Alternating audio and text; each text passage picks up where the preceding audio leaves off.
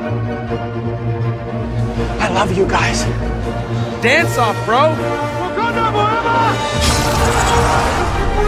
I have the high ground. Expecto Patronum! 39 days, 20 people, 1 survivor.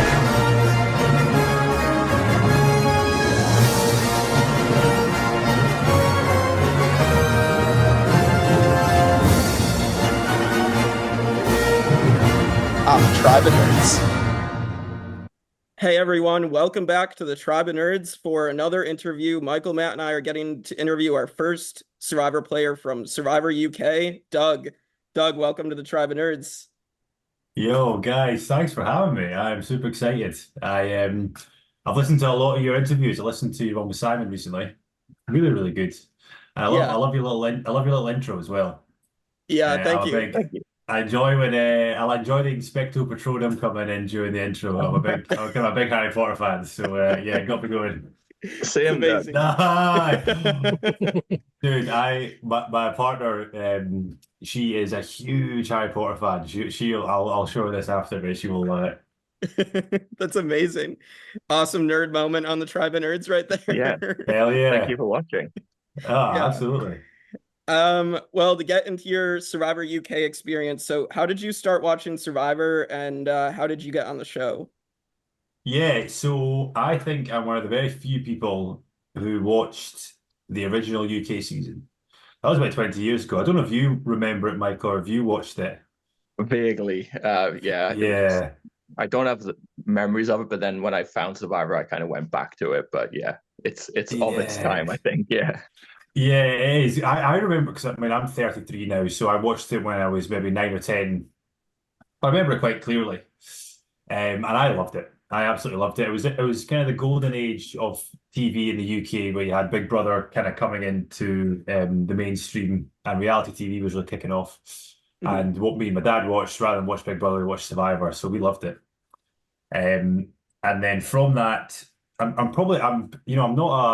UK and Australian Survivor fan. I've rarely watched any US seasons, so I think I just finished watching season 1 of The Traitors here in the UK, and out of interest went on the BBC's website to see what was going on, and then the Survivor logo was there. I'm like, oh my goodness, can't believe it, So they got my application in, and then yeah, the rest is history, I guess. It's awesome. Yeah, it's crazy. Like it took 20 years for the UK Survivor to come back. It's just crazy. Yeah, I was kind of curious, Doug, because I was also at those auditions. I went to the auditions in Manchester. Where was your auditions? I didn't make it, so I'm furious. But I know, mate. But you'll be on it one day. I'm positive. I was following your Twitter just when the show was on, and you made some great memes, man. I was like, yeah, this guy gets it, all in good fun, Doug. Yeah, it was. So I was in the Glasgow and North England audition day. Did you see any cast members at your audition day? I didn't notice anyone. I met so many super fans down there, and like the auditions were so much fun. But no, I didn't see anyone that made the show. But it was really weird. I got a call on the Wednesday night, and I had to get down to Manchester for the Thursday afternoon for my audition. So it was a really quick turnaround. Yeah. Oh gosh. Yeah. It was a whirlwind, man. I mean, there was a lot of stages from your first audition to actually getting on the show. Yeah. I think I put my application in probably around the same time as you. I was maybe late December, and then that goes on. I don't think I got the call to go on until the end of May. So it's a long 6-month period, and yeah. The more you progress into it, I mean, at the start you're like, I'll put it in, and if I don't get it, so be it. The more you go into it, the more invested you get. So you just think about it all the time, like, oh gosh, I just want an answer, But yeah, but you made it. Yeah. I know. Yeah, goodness me, we did. So great. It was great fun. You get yourself out there onto the island. You're placed on the Lenena tribe. Bit of a mouthful. So what were the early dynamics like on that tribe for you? Yeah, it was so interesting. You had Lenena and Calaton, and early dynamics, I mean, I think this is classic Britishness. Everyone's very polite, and you'll know it. Everyone's kind of scared, a bit hesitant to dive in. But it was very sort of chummy and kumbaya at the start. We had a great sort of leader figure in Lee, who's one of those people who he'd never really seen much Survivor, and his idea of the game is quite old school. But it's great. It's great for someone like me, where you can just elevate him to that leader position and just let him steer everything from making the breakfast and doing these motivational talks and sorting out all this camp stuff. I couldn't believe what I was seeing. Like this could not work out any better for me, to be honest. And then we had Sabrina, who was there also. She was sort of, I would say, the lead female of the tribe. She had some really good game knowledge about her, but she was very loud and quite, I don't know, I'm not going to say mouthy, but very sort of encouraging. And she sort of put a large target on her back straight away, to be honest. Yeah.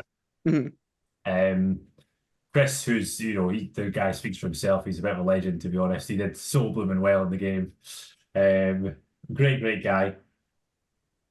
And who else did we have? We had Ashley, who, Ashley was so underrated in the edit. I could just tell, and I can witness it before my. We can get into it later on, but I was witnessing from my very eyes her going from right at the bottom of Lanena and managed to crawl her way right up to the top and get a good relationship with Chris. I'm like, this is someone who knows how to play this game, and I don't think it was captured quite in the edit. It was great, but yeah, the dynamic was great, and the more the game got on, the more juicier it got. It was great fun. Yeah. Nina doesn't go to the first tribal, but then you eventually have to. Thank goodness. Yes. And then Sabrina is voted out in the 5-2-2 vote. And you just said that she made herself a target. So was it a pretty easy vote, or what was your thinking to vote her out? Yeah, so funny you should say that.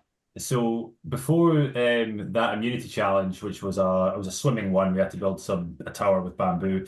We had a reward challenge, and that reward challenge was a challenge for fishing gear. And Sabrina had seen the show before. I'd seen the show before, a few others, and we had this tackle box. And a few of us, I know, were thinking there could well be an idol clue in this tackle box, So that night, I remember waking up in the middle of the night. I didn't really sleep that much during the show for a number of reasons. It was very uncomfortable, but it was just probably due to excitement, to be honest. And I saw Sabrina raking around the tackle box trying to find this clue in the middle of the night. And I alerted everybody else. I was like, guys, I don't know what Sabrina's doing over there, but I think she's maybe looking for something here. But it kind of... During that vote, it set up really well for myself and Ren, and we kind of the tribe divided into two. You had Rachel, Chris, and Ashley as a kind of pocket of three, and then there's a four of Hannah, Lee, Pegleg, and Sabrina. And me and Ren got ourselves a really nice position where we could sort of flip flop between the vote and be very much that swing vote. We decided to go with Chris. And the girls, and which was really sensible at the time. It kind of cut the legs a bit from Lee and Pegleg, whilst keeping Chris quite tight as well. It wasn't a simple vote by any sense, but going into it, myself and them in a really, really powerful position. I kind of wish it kept going for a bit longer in the game, but there was a few twists and turns over the next few days. Yeah, it's unfortunate. I know the show then showed, because of that relationship with you had with Ren, that they gave you the clue to the hidden immunity idol, which was going to help you later in the game. So talk about that a little more. Yeah, that was really fun. So Sabrina went, and I think Rach went after that, and then we had the clue to the outpost. Again, at this point, I wasn't really giving any indication that I'd seen Survivor that much before. I told people that I'd seen the UK one.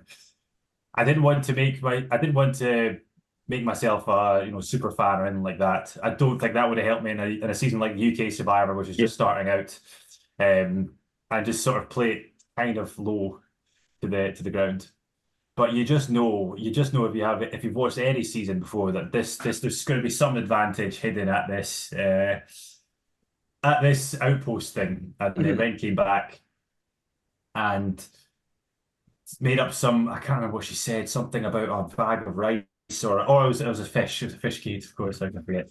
Got a small fish, and I think me and Chris kind of knew that something was up there, But up until this point, I had a really, really good relationship with Ren. Me and Ren were in the swing boat going up to it. I think Ren was clearly a really, really clever player. Clearly knew a lot about Survivor, and I'm pretty sure they were maybe going to blindside me if we got further in the game. They were probably using me as a shield, to be honest, going into the game. So they then shared their clue with me, which was part of the conditions of the clue. And then I was sort of rubbing my hands together. I was thinking, I kind of need to get to this before they do. I need to, keep this out of anyone else's hands and get it into my possession, just so I understand what's sort of going on in Lenena at all times. And that was a fun moment, It turns out it was the first ever idol found on UK Survivor. I've actually got it behind me there in that little display case, which I'll actually I'll bring it out for this. Yeah, go for it. Go for it. I will do that. Yeah, I'm got it down here. There we go. Well, you didn't get to play it, but at least you get to keep it. Yeah. I know. That's kind of the good thing, though. I got it there. Yeah. Oh, it's faded a bit, man. But I'll treasure that forever. Yeah. As If you you ever should. get to do an All Stars, you can take it out there with you. Great idea. This is the old version. That reminds me, I think, didn't James Clement bring that to Yeah. Heroes versus Villains? He brought his two idols. Yeah. That was his No way. personal item, yeah. No way. It's really funny. That's awesome, man. Yeah, I love that. Yeah. I mean, it's nice to be. I mean, even though I didn't play it, I was thinking about planting it for someone, which might be quite fun. If once it expired, if somebody found it and tried to use it, I think it'd be a bit of a fun moment. But I didn't get the chance, unfortunately. But swings and roundabouts. You got a nice souvenir. So I think we got our order slightly wrong there. So yeah, you lose your second immunity challenge and you go to tribal council, right? and Rachel is the vote there. So Yes. what went into that Rachel vote? Yeah, that was interesting. Really, really interesting. I think what the edit didn't quite cover is Rachel actually didn't really trust me that much. There's a confessional in there, kind of I think it's episode 2, where Rachel mentions that everyone's sort of trusting Dog, and I'm not quite too sure. I did get that impression of it. And then this time Lee was really stepping into that leader role more and more and more and more. It was more important keeping him in the game for the longer period of time and siding with him on this sort of vote. He was quite keen to get Rachel out, and I think Chris felt the sort of same way. So me and Chris were happy just bolting on to Lee's strategy here and getting Rachel out and keeping Lee in the game for a bit longer. We could sort of swim in his wake. The more Lee stayed in the game, the more he was pissing people off. So it worked for me and Chris and whoever else was using it as a shield, to be honest. But I was really sad to see Rach go. She was one of those players where they definitely had some game sense about them, and again, I don't think it had enough time in the edit to really get that across. Very, very strong, powerful girl as well. I think she would have done really well if it got to this individual stage of the game. She might have cleared house, But yeah, it was sad to send fellow Scott away from the game. But yeah, that is what it is. I think that challenge was it was the race around that was brutal. The classic Survivor challenge. The strategy wasn't good on Lenena. It was terrible. It was terrible. I don't know what we were thinking. Jeez. Yeah, we'll forget about that one, I think. But you were still awesome in that challenge because you were the only one carrying 3 bags. And you looked like a badass. So It was so stupid. I really should have gone at the front because the taller I was, the less the water was lowering me. So I could have kind of given a kind of a peloton sort of wind resistance, water resistance thing. But yeah, man, some of those challenges are really tough. it was very much an Australian Survivor themed season. Yeah. Yeah. You know what I mean? A lot of the challenges I've seen before. Mhm. Yeah, in Yeah. Australian Survivor. I think nearly all of them. There's maybe some variation to them, Right. but you know, it was very much an Oz type season. Yeah. I haven't really watched too much US. I mean, I don't think the US nowadays has one-on-ones to that sort of physical extent, you know? Yeah. Yeah, At least definitely not way more based recently. on Oz, Yeah. Yeah. Yeah. Aye. Absolutely. Speaking of this being a Australian Survivor season, basically, one of their most common things is somebody getting voted out and going to join the other tribe. So my next question is, what was it like for you to have Leilani come over to Nina? Yeah, that was a good surprise, you know. I think it was in the middle of the night, she just popped up and we were all a bit shocked, a bit startled, because it didn't really make much sense in terms of the game, you know. Why they came over, but it was, you know, it is what it is. Keeps it exciting, keeps it fresh. Mhm. And it was quite critical, thinking about it in hindsight, because Leilani really did explain a lot about the Calaton dynamic, which really did serve me and Peg well going into that tribe swap. Mhm. Kind of letting us know that Shy and Lawrence are kind of their own little unit, kind of at the bottom of this tribe, and then you have the sort of King Nath, Queen Tanuki, and Matthew and Jess, Rach to an extent as well. We're on that sort of core five. Mhm. It was really interesting talking to her. Yeah, I mean, it was exciting. You know, it was just it was kind of a race to secure Leilani's vote and to become as close to her as possible. You know, because Right. again, Leilani didn't strike me as a kind of a social, a strategic player. Mhm. So Leilani would be voting on her heart, and you know, if not strategically who's going to pose threats or alliances, just who she likes and dislikes. To be honest, Mhm. Yeah. it was kind of as simple as that at that stage, you know. An easier Yeah. player to predict. Yeah. Yeah. Yeah, so then that swap does come and you and Pegleg are switched to Calaton. And like what was that discussion with Pegleg like? And like how did the swap, like once you got to Calaton, how did that go? Yeah, so it was interesting. I wasn't actually expecting a swap, to be honest. We Mhm. got the tree mail and they needed 3 players to go from each tribe.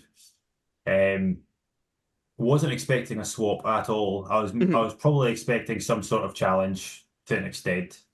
But then we sat down with Joel and revealed that only 2 were going. Um, I wanted to go. I was happy to go for a number of reasons. I did have the protection of the idol, which Mhm. was huge, to be honest. And I think, you know, I had like a survivor bucket list, I guess. You know, things that I want to do. And I was like, yeah, screw it, tribe swap. Let's just see what happens. You know, I'm going to survive at least 1 vote. You know, I'm going to have time in the game to do some stuff. Let's not be a coward about it. Mhm. I think also because the tribal before Calaton had to vote out a member of their tribe, Shy was still in the game, which meant probably a girl had been voted out, which might have made it difficult for someone like Hannah to maybe integrate if there was only maybe 1 female there. Mhm. Yeah. So myself and Peg were kind of happy to do that.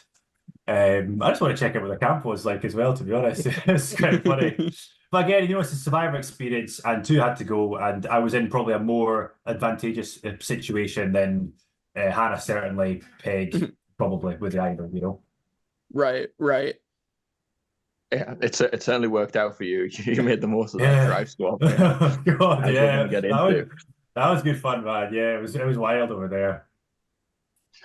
Sometimes you got to risk it, and that worked out. So when you first get to the new Calaton, you tell Pegleg that you found an immunity idol, and it didn't seem like it was information that he took particularly well. So Yeah.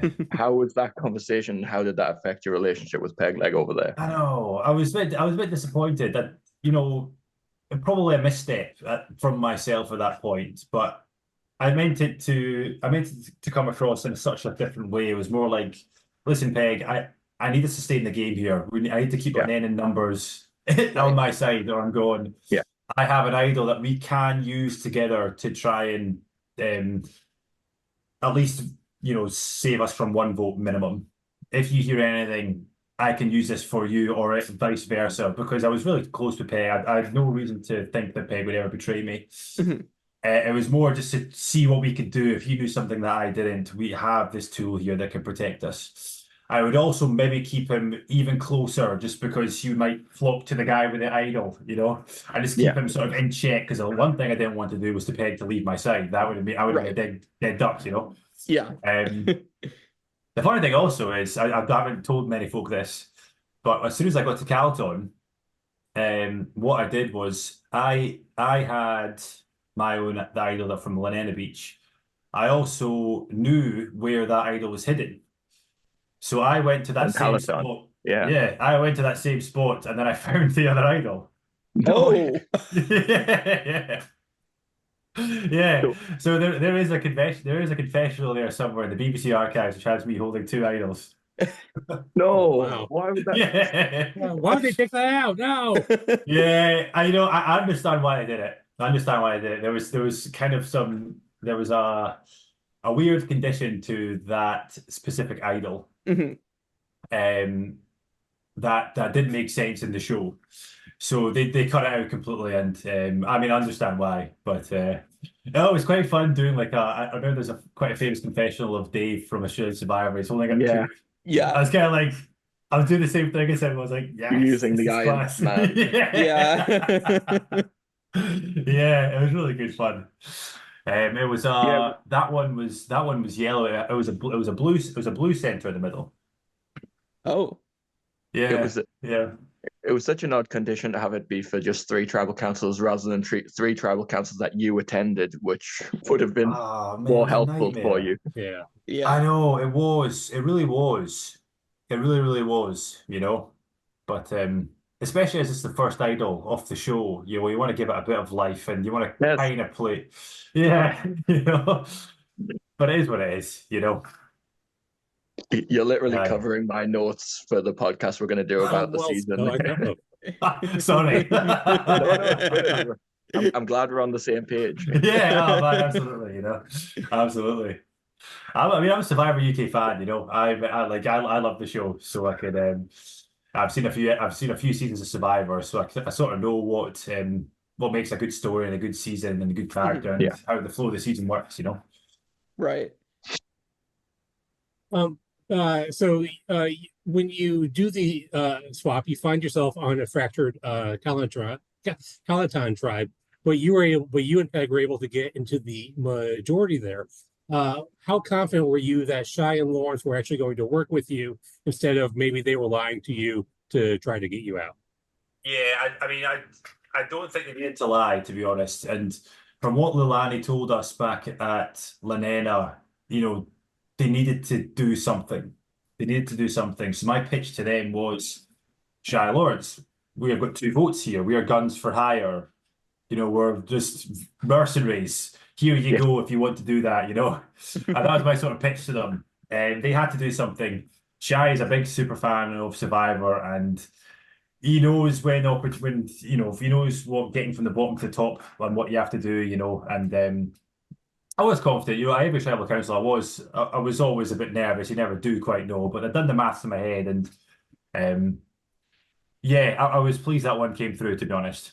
I was pleased that one came through, but it was good work by Peg, to be honest, and myself, just to sort of pitch that to them and keep Peg and myself really close, because you don't want 1 vote going one way, 1 going the other. And no, I was very pleased that that one came off, because that could be a different story. Yeah. Yeah, absolutely. Yeah. There was 2 votes on your name that night, so yeah. Absolutely. Yeah, I was like, oh, here we go. I wonder if I think they must have tried to split it. They must have. Shai and Lawrence must have been told by Nathan and Jess that they were going to put their votes onto Peg and maybe go for the split to cover the idol, I imagine. That would make sense. Yeah, would I? But you never know. You never know UK Survivor. Yeah, so you're able to get Jess out, and then right after, you guys lose the When It Rains immunity challenge, and you and Peg are able to then get Nathan on your side to split up Shai and Lawrence and take out Shai. So what went into that decision to then take Shai out? Man. Yeah, it's a really interesting question. there was a lot of dynamics to this one for sure. I still don't. I think I made the right choice, but I don't know. You know, I just don't know because we were in the real privileged position, me and Peg, of could have gone either way. It was just funny how one vote, the vote previous, just moves you right from the bottom to the top, and then you're in complete power because Nathan had nowhere to go. They'd lost their ally in terms of Jess. Shine Lawrence needed our votes to get the majority, so we can kind of flip-flop either way. Right. The main thing, to be honest, Jake, was it was the numbers left in the game. Now we were at 12 at that point, and after that vote, we would have gone down to 11. For some reason, merging at 11 didn't make sense to me. I thought we'd merge at 10. I think just 11 might have been too big a tribe for a jury and a final 3. I think it might have been. So I was like, okay, there might be another round of tribal voting here. And we were losing challenges left, right, and centre. So we'd maybe go back even with 4. So do we risk a 2-2 with myself and Peg and Shine Lawrence, or do we go with the safe option, keeping Nathan in, and that puts Lawrence at rock bottom? And then even then, there could have been Nathan as an emergency option because he wouldn't have voted with Lawrence again because he betrayed him. Yeah. Yeah, it's different. It's that was my thinking. Yeah, a lot of thought went into that one for sure. Yeah. A lot of thought. Yeah. It seemed like it because like that makes sense to have to avoid a 2-2 like if you had to go to another tribal before the merge happened. Again, man, it could have ended quite badly. It could have been caught in the crosshairs or the crossfire off a 2-2, and it's something I just couldn't have risked. I knew we were close to merge. I knew we were close to it.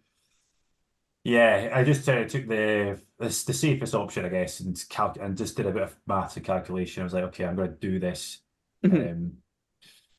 Shy was a really strategic player. He'd made it quite clear that he'd watched every season, which again I think is a big mistake in that season. And he was pretty good at damn challenges, to be fair. So in my opinion, it's getting out. It's quite a threatening player in the game, even though he didn't have many allies. But yeah, that makes sense. Yeah. And breaking up 2 duos, coming into merge. Unfortunately, you weren't to know how fractured Lenena were going to be when you come back into the merge. But disaster. Oh, yeah, completely. So yeah, this is where my game went downhill, dude. Yeah, if Lenena had stayed strong, who knows what would have happened. So we get into the merge and you get back onto one tribe. So talk us through all being on one beach in the merge and the dynamics and how they changed. Yeah, it was chaos, mate. It was absolute chaos. I'd never seen anything like it, Big, huge tribe. I think the first order of business was to try and extend the bed because it was tight at 9 and we're not getting everyone into it. So got that all sorted, but then just conversations everywhere. And Chris and Ashley coming up to me and saying, guys, everyone wants Lee out of the game. I'm thinking, oh no, guys, we can't do this. Lee's coming up saying, Doug, we need to get Ashley out. I'm like, oh no, like this is crazy. Tanuki coming up saying that Lee's really annoying everyone. And it was absolutely carnage. It was getting to quite personal levels as well, which was quite uncomfortable. I did try to save it. I just couldn't do it. But my thinking was, well, I've just saved Nathan from going home. Nathan is quite a big loyalty player. Nathan is quite tight with Tanuki and Matt. I still have an avenue in the game here to bolt on to even this alliance, Right. Lilani, I was pretty close to them, even with her time at Lenena. And I knew she'd struggle to vote me out. I don't think she'd ever cast a vote for me. So I still had options, even if Lenena completely collapsed, which was a disaster. Still had pathways, I thought, to maneuver in the game and to move forward. And I kind of, when I get voted out, it's fair play to the guys because it was quite a good move, to be honest. Yeah. Tanuki is a savage. Oh, damn. It's savage, man, right? I like fair play, you know, like again, it was stupid. It was just stupid to me because the one after Lee went, then Ashley went, and that was probably my biggest downfall was probably letting Ashley go. And I didn't know Chris had an extra vote. That would have still given the Renanins an extra. We still would have given us a majority. Maybe could have tried to do something again, to try and get an Calatonian. But again, just I thought I just didn't expect the Nathan and Lilani votes to come on to me. I just didn't. I just thought Nathan owed me one, just one for saving him at a Calaton. And Lilani didn't strike me as a strategic player at all. Again, they were voting from a heart perspective. Why on earth would Lilani vote for me? You know, even Lawrence, I didn't know what, I mean, I just did not expect it. I didn't expect the 5 on me when I went. It didn't make sense in my mind. I was like, if they vote me out here, then it's well played, it's well disguised, and people have had to make quite difficult decisions to get me out, because that was sort of my overall strategy. The kind of encompassing strategy was make myself difficult to vote out, and however way you do that day by day is how you play the game of Survivor. Make it really difficult for people to vote for you. And that varies from day to day. Right. Yeah, aye. Well, speaking of making it hard for people to vote for you, you are the first person to win the individual Amelia necklace. Yeah. And then you had the choice between voting for Lee or Ashley, and you ended up voting for Ashley. Was there a reason for that? Was it maybe to keep Lee as like a target, or? Yeah. The longer Lee stayed in the game, the more time I would have in the game. It was as simple as that. You know, that's that kind of the overarching idea of keeping Lee in the game.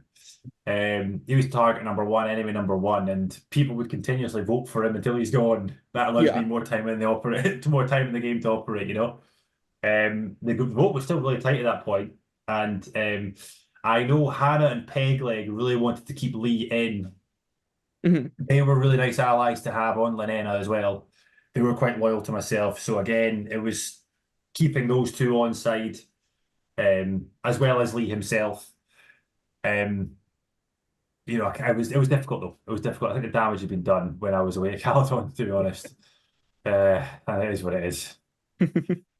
Yeah, it kind of sucks. You had this amazing like tribe swap, and then you come into this shit show. It's kind of like it was such a disaster. I feel like everything you planned in that swap to come back into the game makes perfect sense, but you can't rely on every single player to do what you think they're going to do, I guess. It is what it is, man. You know, it is what it is. You know, I mean, in hindsight's a wonderful thing. You could do more and more, but I'm not disappointed with the time I had in the game. You know, I was always blessed to be there.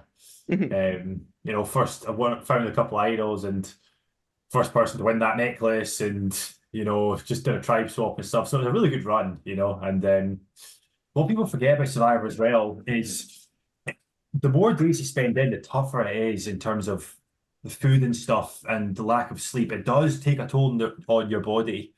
It took a toll on my body. I think I'd lost 15 kilograms even during those. I was only in for 24 days, but I still lost quite a lot of weight. And decision making and moving and staying alert it was pretty tough, you know. Yeah. I'm not going to say that was a factor. I'm not going to use it as an excuse, but you know, it was getting quite tough towards the end, certainly. Yeah, sure. Yeah. Yeah. So after Lee goes, then is the Ashley vote, with everybody being against Ashley and Chris. So were you at that point worried that Calaton was going to come back together, or did you think like that was out of the realm of possibility? No, didn't expect it. I mean, there was no, up until this point, there was no tribal lines drawn as such as what there were in my vote, where it was very much Lorena versus Calaton. There was a very intricate split vote divided among the 8 people outside that vote, which was spread across the Calatonians and Leninians.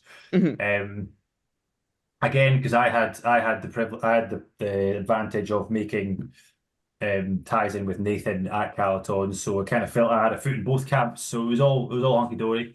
In hindsight, it was definitely probably the wrong decision to have voted out Ashley at that point. It could have done something where we could have confused confused the Calatones with a big split vote, and then just kind of rallied Lennon's and just voted out like a Matt or something like that, or a Nathan or a Lawrence, and then kind of wrestle everything back. But again, hindsight's a wonderful thing. Yeah. But saying that, you know, I'd seen firsthand how good a player Ashley was. Up until that point, you know, I thought if I got to the end, I had quite a good case behind me to pitch to a jury in terms of surviving the tribe swap and dismantling Calaton and coming back and just generally having bonds with everyone. I had quite a good pitch to make. I think Ashley might have ran me close at a final just because of how she was a very well-spoken lady, and I saw how she came right from the bottom of Lenena, pretty much on day 3 from the first Sabrina vote, right up to the very top and making good connections with Chris. And when I was away watching the show again, she was very much running Lenena and getting Ren out of the game, you know. So it was getting out a threatening player, to be honest, in terms of Ashley. Right. So then sadly we get to the episode where you go home. You covered it slightly, but also in this episode, Christopher comes to you talking about Lenena trying to come back together. So he didn't mention the extra vote that he had to you. So kind of, I wonder why he didn't do that if he's trying to get you in, but did he have a set plan with you of what you were going to do to try and take down Peloton?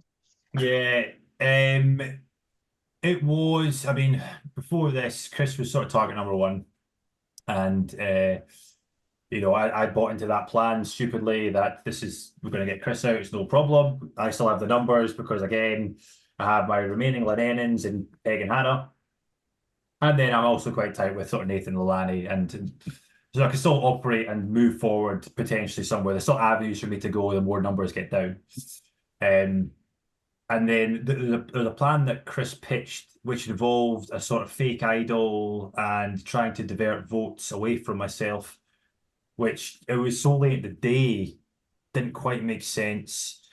A fake idol being presented might have deflected votes onto myself. It was kind of weird, you know. It didn't quite land with me, you know. And the conversations that I had, it was Chris's turn to go, so I was kind of like, well, just not quite doing it for me, you know. And I feel quite stupid now, to be honest, because probably should have gone with something like that. I didn't know. It was so well disguised by the Calatonians, you know. I was just like, well done, guys. Like, this is really well played. And to be honest, I think the game was kind of crying out for something like this, where it was very, very well engineered and, you know, well bloody done. Somebody had to make a tough decision there to do that, you know.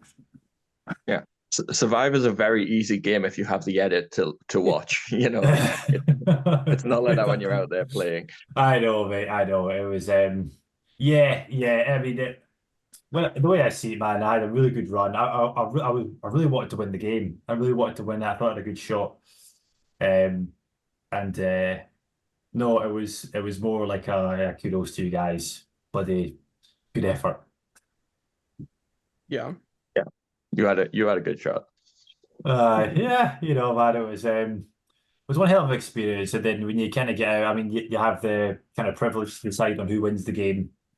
When you go in the jury and stuff, and I could brush my teeth again and eat something. It was nice, man. I was nasty as hell, let's put it that way.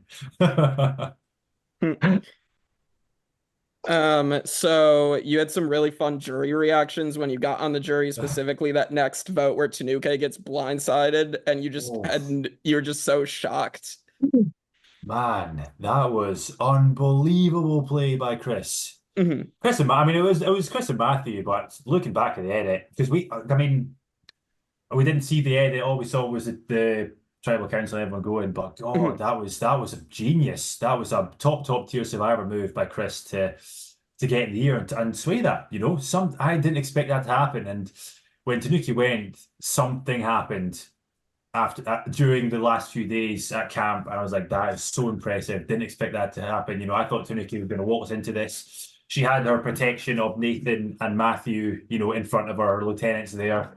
Had the numbers, had Lalani there who absolutely adored Tanuki, and they were sort of their ride or die. So this is sort of Tanuki's to lose now. So it was really, really surprising. It was it was a big shock. Big shock. And it ramped up. It was great, you know. Again, just like this is what Survivor's about. This is just crazy. Yeah, because it was like that 1-2 punch of you and then Yeah. Tanuke going, and then just being Yeah. like the front runners are gone, and we Yeah. have no idea what's Hell gonna of a happen now. weekend. Yeah. Hell of a weekend, Yeah, man. yeah, bad weekend. Because they're really hurt. Because you go and then she goes. It's like, now what, guys? Oh man, I mean Tanuki, I'm plotting my revenge on Tanuki somehow. Like, I'll get her back. But no, she was brilliant. Absolutely. Speaking of the jury, you do get a final say in who wins. So I was just curious, what made you decide to vote for Matt versus Christopher or Leilani? What a good question, man. What a good question. You know, so I was really proud of those three people to make it to the final, you know. And I think they all had pretty good cases, to be honest. I think even Leilani, who pretty much sort of, because Leilani dropped the bomb about the fish and the idol. Did that start the dismantling of Lanena at the very beginning? You know, was she responsible for this whole thing? She could have pitched that, and it would have been quite a good case. And we had Chris and Matthew. Now, Matthew hadn't had. I think he only had one vote for the whole game up until the final, potentially. Which was quite appealing for a juror to see. For someone like myself, I think that's quite impressive. You can get to the end with only picking up one vote. You played quite well. You know, you've always been on the side of the votes, which is worthy.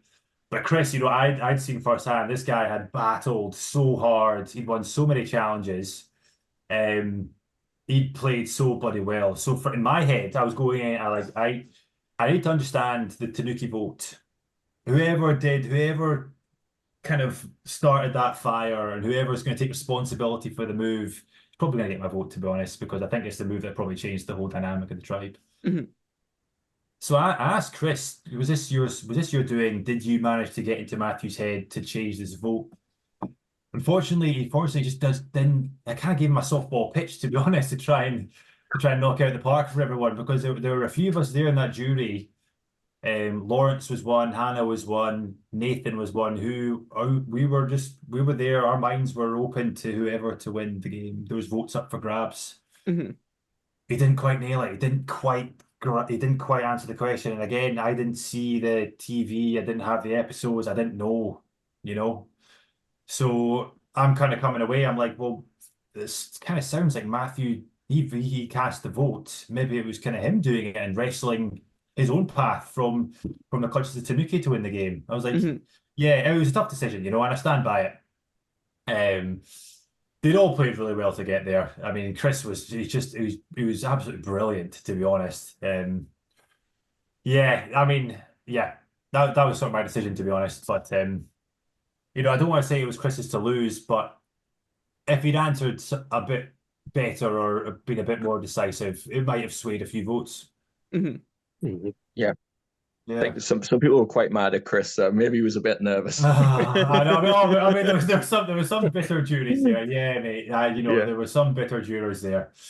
But there were a lot of us there who kind of rose above that kind of personal conflict. Who were there to vote for the winner. And you know, the season deserves, every season Survivor deserves a good winner, you know. Aye. So Matthew won. Yeah. Matthew wins. Sole Survivor UK. Hopefully, not the only Sole Survivor, and I'm holding out hope we get a season 2. Dude, I am with you, bro. I am so with you, man. I've signed the petition. I am. Yeah, same. Oh man, I'd be devastated. I don't think it deserves it, mate. You know, No. I especially that post merge was good. Yeah, and it's just like the main thing, mate. I really want other people to have the experience that I did. Yeah. You know, it was just amazing. It was amazing, better than I could ever have dreamed. Life changing, man. You know, and you know, as someone who was a fan of the show when they're 8 or 9 years old and being on it, it was like I kind of pinch yourself, like, what the hell am I doing here? You know, I was on like a tribe of like professional boxer and like professional footballer and like singer songwriter. I'm like, I'm just a guy from a Scottish island in the west coast of Scotland. Like, what the hell am I doing here? You know, it was hilarious. It was brilliant, man. You know, and Yeah, I'm quietly confident, mate. I'm quietly confident, and I'll do whatever I can to keep the fire burning. No pun Yeah, intended. I'll be there. I'll be there if it happens. Oh yeah. So we have a couple of questions we like to close out with. So who would be your Survivor Mount Rushmore? Whether that's UK, Australia, however you want to mix it up, but one social player, one strategic player, one physical player, and one that's an all-rounder. Damn, great.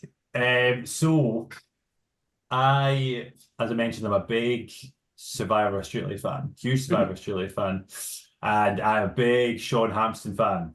You know, he's like my Yeah. Survivor Australia idol. Big tall Sean. My fiance, who I'm marrying in a few months, absolutely adores the guy. So yeah, I'm a big horse man. Yeah, big huge guy. So I'm a big fan of Sean. He's really good guy. So he would be my physical player. Now, my social player, Michael, you might know this guy. He was a winner of Survivor Season 2, a guy called Johnny Gibb, who is a Scottish guy. Yes. Yeah, the blonde hair, dyed hair. He never got a single vote during his entire. He had a perfect playthrough. Oh wow. And it was so funny because I remember when I was such a huge fan of Survivor when I was 8 or 9. After Johnny won, one of my parents' friends worked in the same police force as this guy in Glasgow, and they said, "Oh, my son Doug's a huge fan. Can you maybe give him a ring sometime?" So I remember when I was a bit younger, I got a phone rang and I was speaking to the winner of Survivor UK Season 2, Johnny Gibb, and I was really cringe. I was very awkward. It was very, very funny. So it kind of came full circle, you know. Very weird, you know. I have a signed photo of him somewhere, just saying, which he sent to me back in the year 2000, saying, "Doug, glad to hear you're a survivor." And I was just like, it's so bizarre. Nice. It's like it's so bizarre, mate. Honestly. So he's my sort of social player, all round. I have to all rounder. You know, I'm going to go for someone from my season. A good all rounder. Yeah, Chris. Chris was great. Chris was so good, you know. Being able to socially swing that vote for Tanuki, and he was really good at challenges. Such a great guy as well, you know. He's a hell of a player, a hell of a guy, and I hope I see him do something amazing again. You know, it'd be great to have him on like a Heroes versus Villains or All Star or something like that because I love watching him. You know, he's a very entertaining guy. Him throwing the challenge was just when the episode aired of him throwing the challenge, we were watching it together, and I was like just crying with laughter because even though I was only 20 yards away, I didn't notice any of this at all. I was too busy building this like arch. I was like, what the hell? Just when he does a random cartwheel. Yeah. Like, mate, it was so stupid. I was like, I had no idea this was going on at all. We still lost. Yeah. Yeah, and I also want to put a big shout out to Matt Rogers as well. Actually, he's a Yes. big rugby player. Matt Rogers, yeah. We love He's Matt a Rogers. Godfather. Yeah. Big fan of him. He's actually a really good all rounder as well. I think I follow him on Instagram. He seems like a really top bloke as well. Yeah. And some of the crew working on our season, I'd done an Australian Survivor season as well. And I remember once I got voted out, I was speaking to them, I was asking, "Oh, what's Matt like?" And he was saying, "Oh, he's just a top guy, you know." So yeah, it was nice. Those would be my four. Awesome. Awesome. So my favorite question to ask survivors is this. When you close your eyes and you think back to your time on Survivor, what image do you see? Yeah, I that's funny. I heard you ask that to Simon yesterday on the interview as well. You know, it was amazing. As I mentioned, I didn't sleep that much. I think the maximum sleep I had in a night was maybe 2 hours. I think it was generally due to excitement to play the game. But I remember the stars in the sky at night, man, were just insane in Dominican Republic. Just meteor showers and shooting stars everywhere. And when it's just completely quiet and you hear the sort of sea going just beside you, you maybe see a crab just walking along the beach, or like the hissing of a snake. I was just like, this is just amazing. And I think our beach, the way the sun was orientated, faced right towards the UK. So I could look out and look back home and look back to everyone back home. It's like, oh, guys, I'm still here, still surviving. Like, missing, you have no idea what I'm doing here at the moment. This is an incredible adventure. I sort of wish them all well, you know. Yeah, I think it was a night sky when I closed my eyes, to be honest. It was incredible. That's amazing. My final question, Doug, is where can people follow you on social media? Yeah, so I have an Instagram, which is kind of semi-active. Douglas Swinbanks. I also have a very, very rarely active Twitter, which we communicate on, Michael. That's our preferred form of communication. So those two, I recently got rid of Facebook, so I'm not on that. But yeah, just tweeting Doug Swinbanks, Douglas Swinbanks, to find me there. Sweet. Well, thank you so much, Doug, for hopping on the Tribe of Nerds. This was great. Thank you. Man, I mean, my absolute pleasure, guys. Thank you so much for having me. And I'm looking forward to hearing about your review of our season. I'll be tuning in for sure. Go gentle, please. We have nothing but positive things to say about you, Doug. Yeah, thanks, absolutely. Guys. You are fine. You are fine. You are safe. You were my winner pick. Oh man, sorry, dude. I'm sorry. I cursed you. Yeah. He has terrible luck at picking people. Well, with great that, stuff, guys. With that, we are going to close this out. So we will see you all next time on the Tribe of Nerds.